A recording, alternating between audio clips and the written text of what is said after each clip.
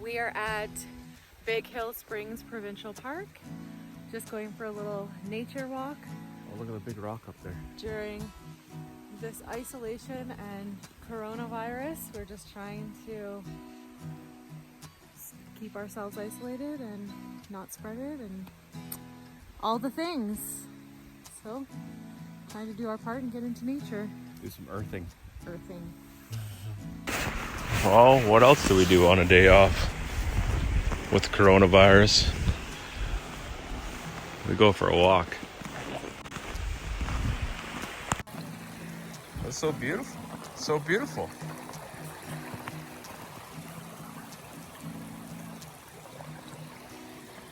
Okay, I'll come back over.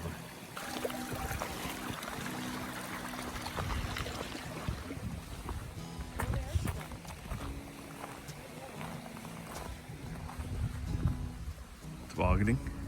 Cool.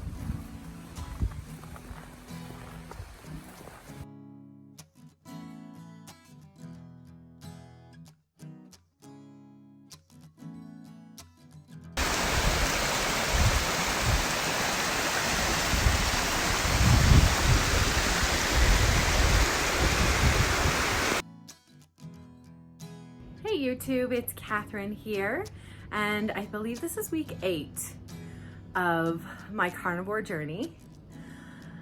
In the midst of the world going crazy and the coronavirus, I'm hanging in there. I'm not gonna lie, I have more anxiety than normal. I'm not somebody who suffers from health anxiety as a rule, so I think people who have that would be more anxious in these moments.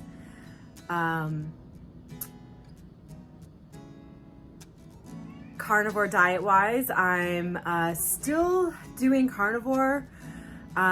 We picked up some rice and potatoes and things to just have in the pantry, especially because we're not sure if there's going to be a shortage of meat available. So I'm not sure. At this point, we're still sticking to it and kind of playing it day by day, moment by moment. At this point, I live in a trailer, so I don't have the availability to really have extra food. We just don't have the space, and our freezer is just a regular fridge freezer. So that's all the space we have. So that holds probably, if we were just eating meat, that would hold maybe 2 weeks of meat for two adults.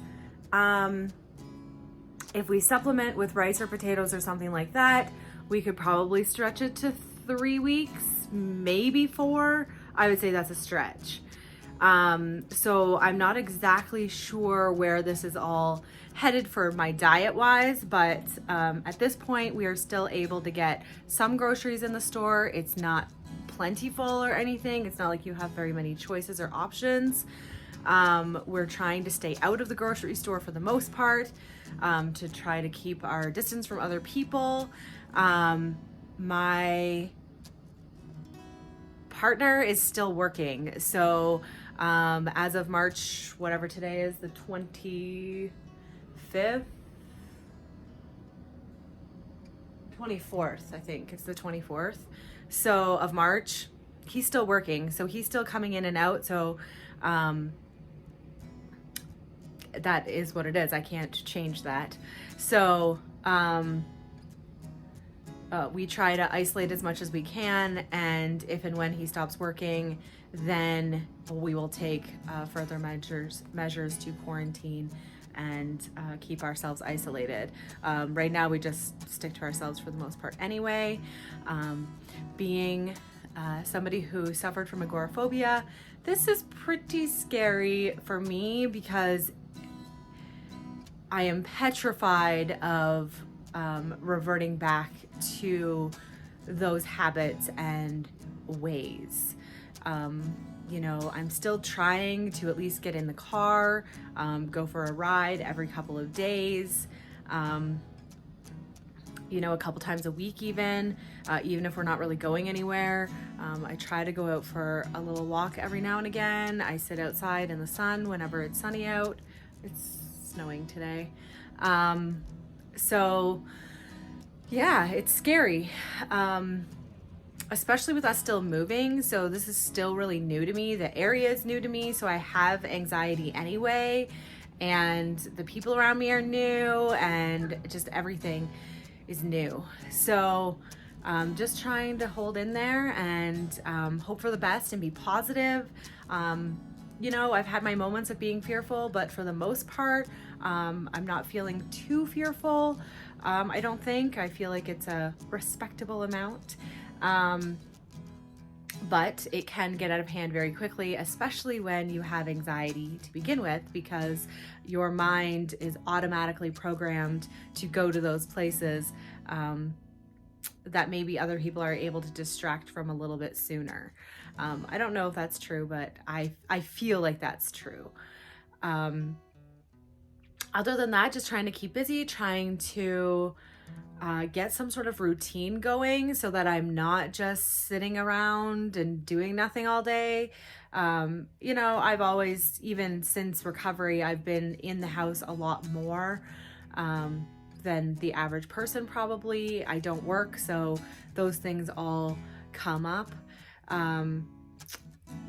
I try to do my best within the house, and you know, also moving, I moved away from my mom, who was one of my safe people and was one of the people that I went out with. So moving away from that, I don't have that availability right now, and I won't. So it'll just be us. So yeah, that's where we're at. Just trying to hold in there and hold some semblance of normal, and I don't know. I got some sun the other day because I was laying out in the sun. It's still very much winter here, but we do get nice days and nice moments, and I try to take advantage of them when I can. I haven't had any new symptoms or anything come up because of Carnivore. Like I said, I've had quite a bit more anxiety. I did have my previous video, I had an anxiety attack when we were out for a walk. I also had, I had one a couple of nights ago, probably a week ago now, when I was going to sleep.